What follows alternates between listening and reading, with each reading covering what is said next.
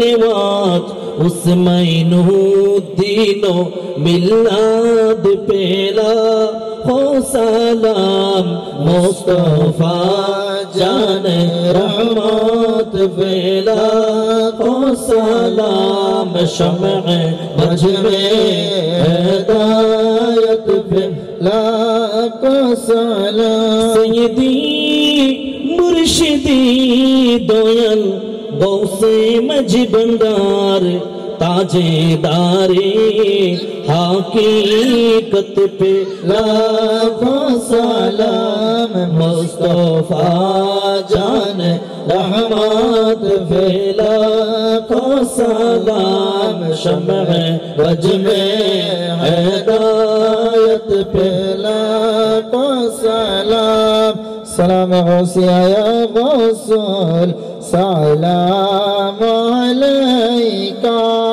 या मुर्शिद सलाम अलैका या मौला सलाम अलैका सलवातुल्लाह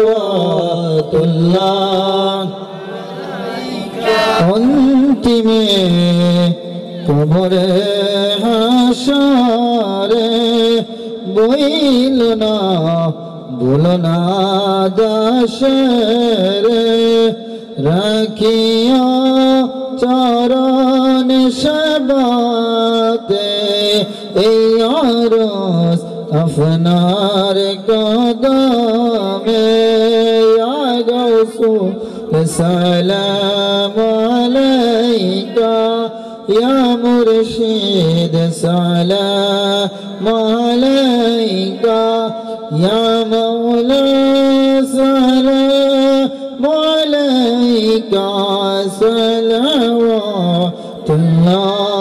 अलैका बलग उला बिकमालिहि कशफत जाब अल्लाह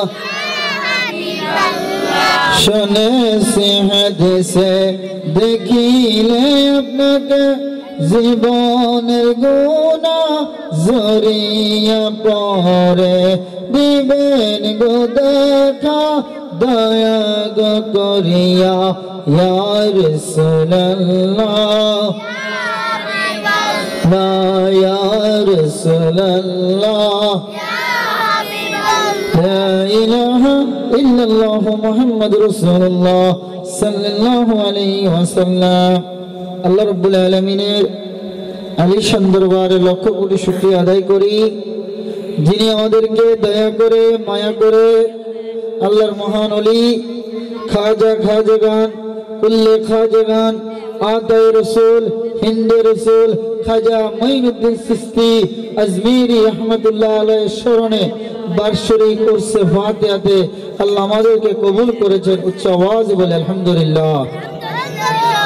আসলে আয়োজন যত বড় উপস্থিতি তত নগণ্য, আয়োজন যত বড় উপস্থিতি কি নগণ্য। এটার অনেকগুলো কারণ আছে, অনেকগুলো কি আছে কারণ আছে।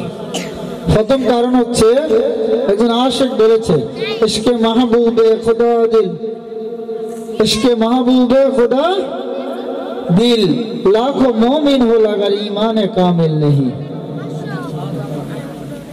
অসংখ্য মুসলমান আছে দাবি করে, কিন্তু আমরা কতজন আল্লাহ আল্লাহ রাসূলের বিধি বিধান মোতাবেক মুসলমানিত্ব লাভ করতে পেরেছি?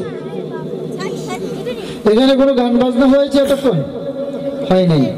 কোরআন ও সুন্নাহর আলোকে আমাদের আলেম সাহেব কিছু কথা বলেছেন, কথাগুলি কি কোরআন হাদিসের বাইরে? না, কিন্তু কথা শোনার পরও কারো কথাগুলো দিলকে নাড়া দিতে পারে নাই। কারণ কি জানেন? আমাদের দিলগুলো হয়ে গেছে মুদ্রা। আমাদের দিল কি হয়ে গেছে? মুদ্রা। কম মাইক লাগাইছে না?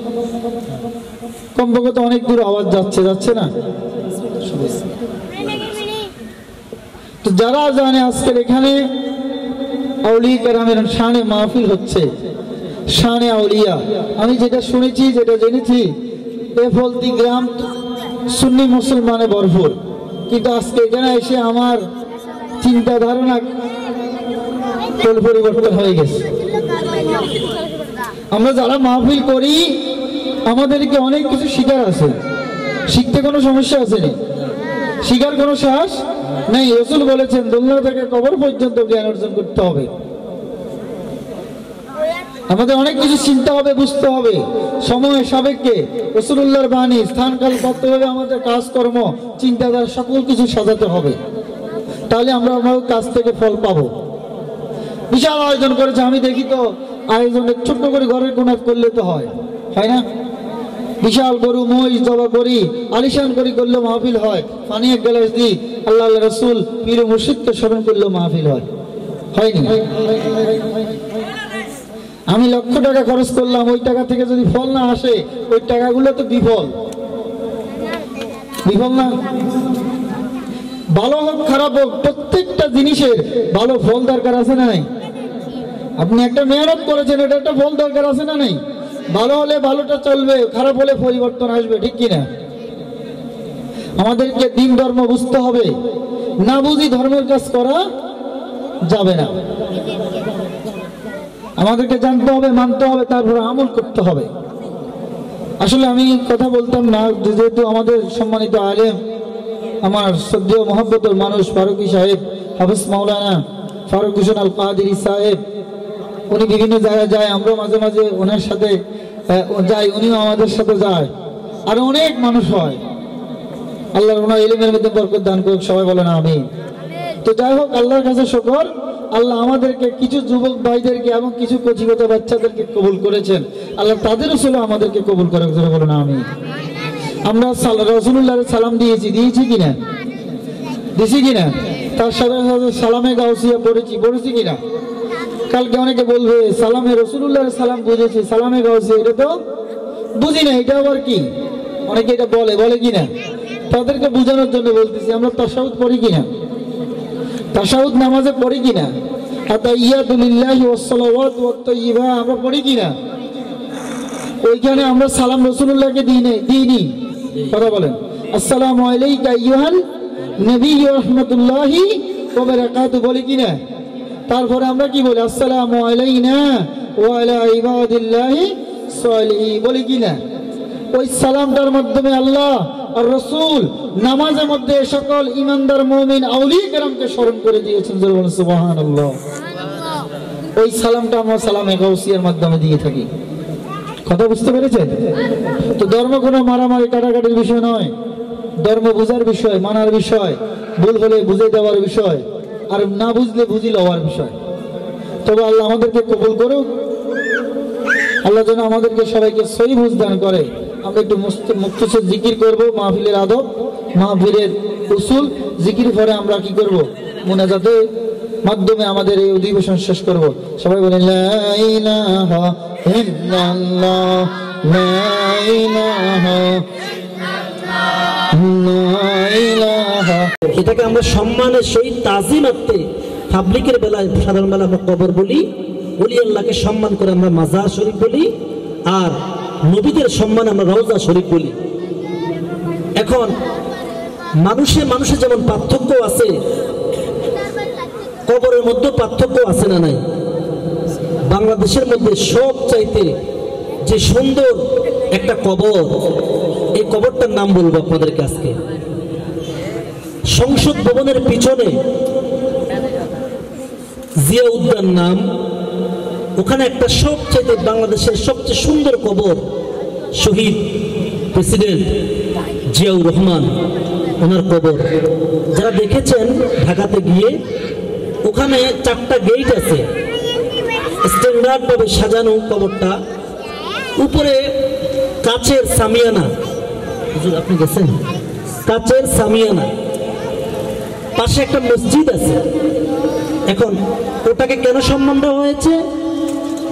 ওখানে প্রত্যেক বছর শহীদ প্রেসিডেন্ট জিয়াউর রহমানের কবরের মধ্যে শাহাদাত বার্ষিকীতে দোয়া মিলাদ হয় কি হয় না? সেখানে হুজুররাও যায়, পাবলিকও যায়। হুজুর কারা?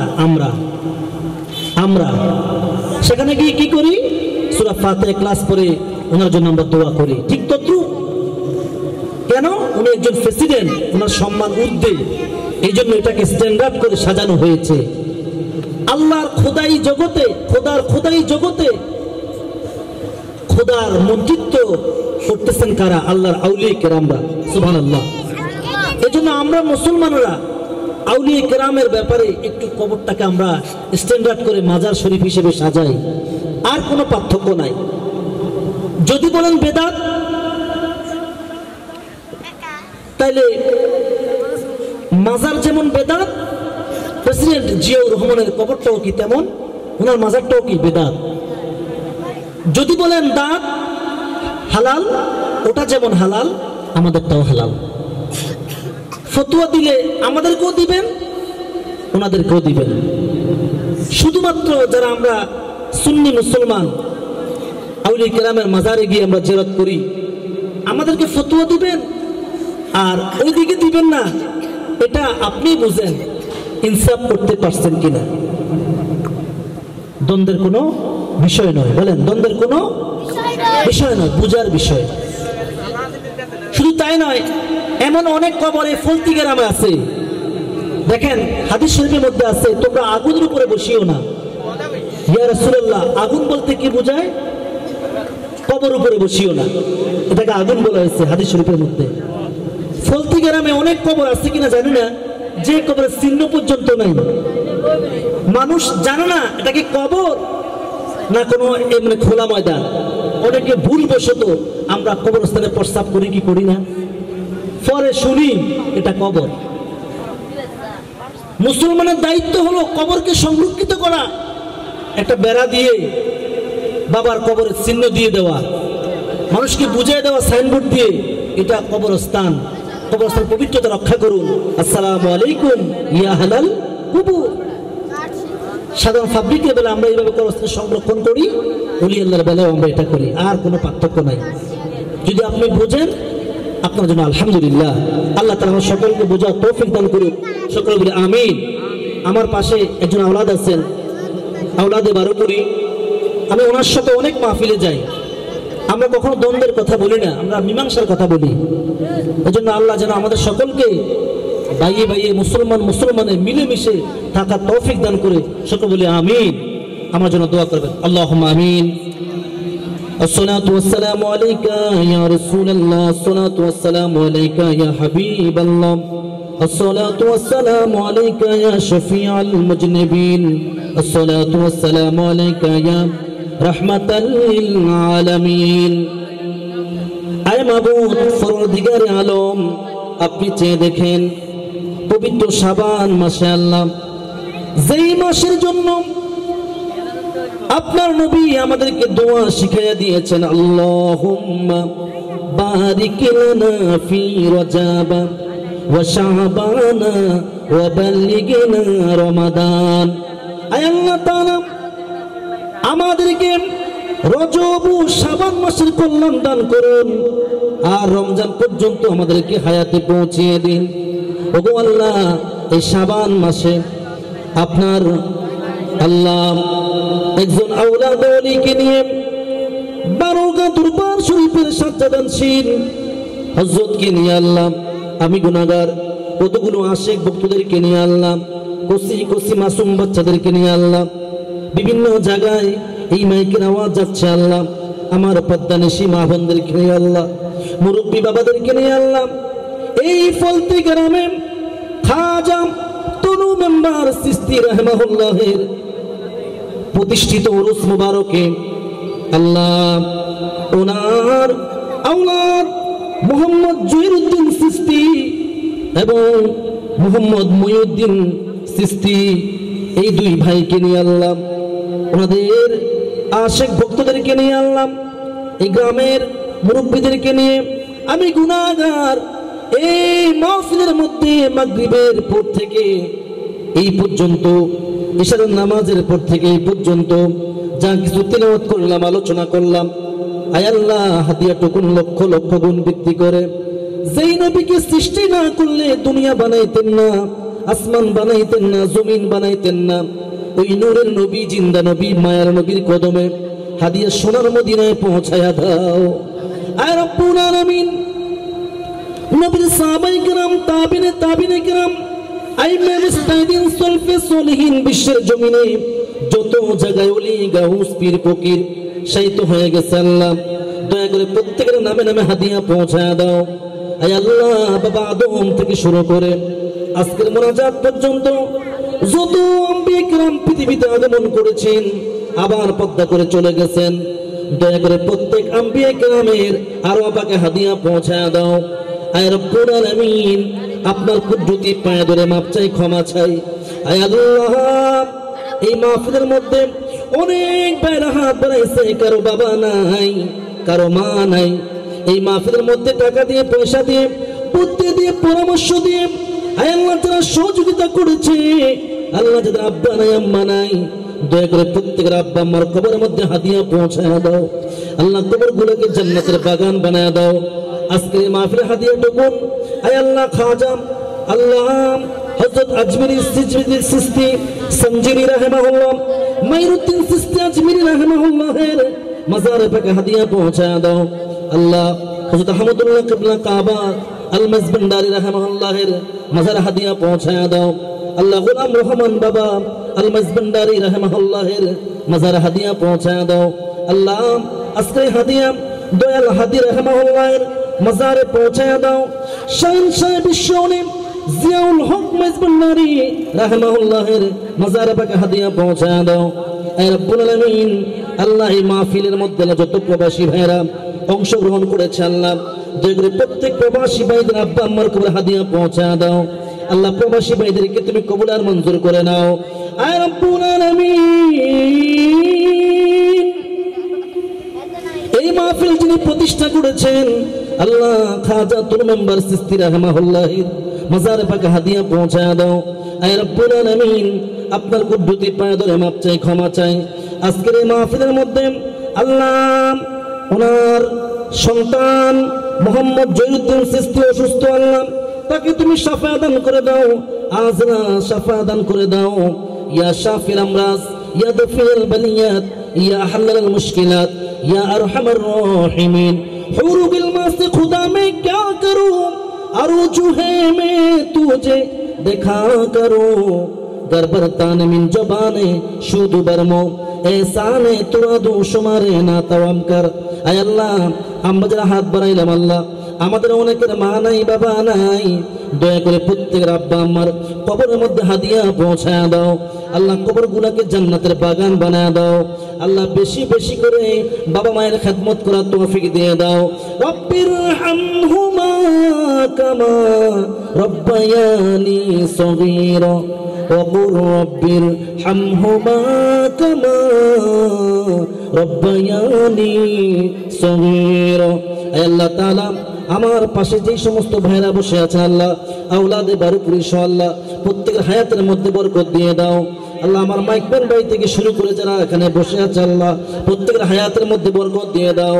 আল্লাহ আমাদের জীবনের গুনাহগুলো মাফ করে দাও। আয় আল্লাহ আমাদের অভাব দূর করে দাও। আয় আল্লাহ আমাদের রিজিকের ফয়সালা করে দাও। আল্লাহ আমাদের বড় বড় অসুখগুলো তুমি শাফা দান করে দাও। আয় আল্লাহ খাস করে মাবুদ মাওলাই করিম যার মনে যে আশা আছে আল্লাহ সকল আশাগুলো পূর্ণ করে দাও। ওয়া সাল্লাল্লাহু তাআলা আলা খায়রি খালকিহি মুহাম্মাদিন ওয়া আলা আলিহি ওয়া আসহাবি আজমাইন। আয় আল্লাহ এই মাহফিলটাকে তুমি আরো ভালোভাবে কবুল করে নাও। আয় আল্লাহ দ্বীনের কথা শোনার জন্য মানুষকে তৌফিক দিয়ে দাও। আয় আল্লাহ মঈনুদ্দিন সিস্তিকে আল্লাহ তুমি এই মাহফিল প্রতিষ্ঠা করার জন্য আল্লাহ তাকে তুমি যুগে যুগে সাহায্য সহযোগিতা করো। আয় রব্বুল আলামিন, আপনার কুদরতি পায়ে ধরে মাপ চাই, ক্ষমা চাই। কোন দিন জানি মালাকুল মউত এসে হাজির হয়ে যায় আল্লাহ, কোন দিন জানি কবরে চলে যায়। হায় আল্লাহ কোন দিন জানি আজরাইল হাজির হয়ে যায় আল্লাহ। या इलाही अपनी जाते किबरिया के वास्ते खोलो दे दरवाजाए रहमत गदा के वास्ते। रहमतुल लिल आलमीन खत्म रसूल जाने जहां अहमद हामिद मोहम्मद मुस्तफा के वास्ते। আয় আল্লাহ পরবর্তী অধিবেশনে আল্লাহ আমার দুইজন সম্মানিত ভাই আল্লাহ যারা সারাক্ষণ নবীর গুণ গায়, আল্লাহ তোমার গুণ গায়, আল্লাহ তোমার আউলিয়া কিরামের গুণ গায়। আয় রব্বুল আলামিন, এমন দুইজন ভাই আল্লাহ, আল্লাহ নাসির সরকার সহ আল্লাহ, আল্লাহ মুখলেস দেওয়ান ভাই